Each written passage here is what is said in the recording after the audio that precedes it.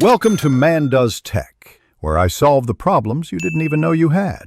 In this video, I will explain how to unplug your Nissan Leaf charger. First, always ensure your vehicle has finished charging or is at the desired level before attempting to disconnect. The charging port is conveniently located at the front of your Leaf. You'll typically encounter two main types of connectors: the standard AC charging cable and the DC fast charging cable.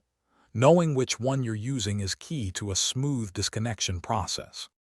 For standard AC charging, the process is quite straightforward. Begin by pressing the small release button, usually found on the top or side of the charging handle. While holding the button, gently pull the connector straight out from the vehicle's charging port. Avoid twisting or yanking.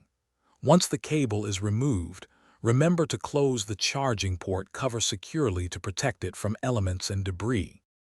Disconnecting a DC fast charger involves a similar but slightly more robust action. First, confirm that the fast charging session has officially concluded on the charging station's display.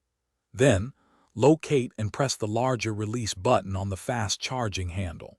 These connectors are heavier, so use both hands if needed to gently pull the connector straight out. Always ensure the station confirms disconnection before driving away. Sometimes a charger might seem stuck.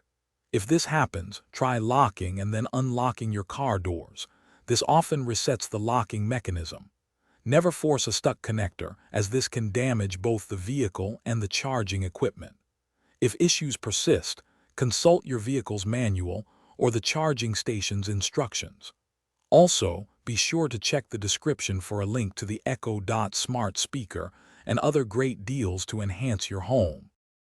Thanks for watching. If you found this helpful, don't forget to like and subscribe.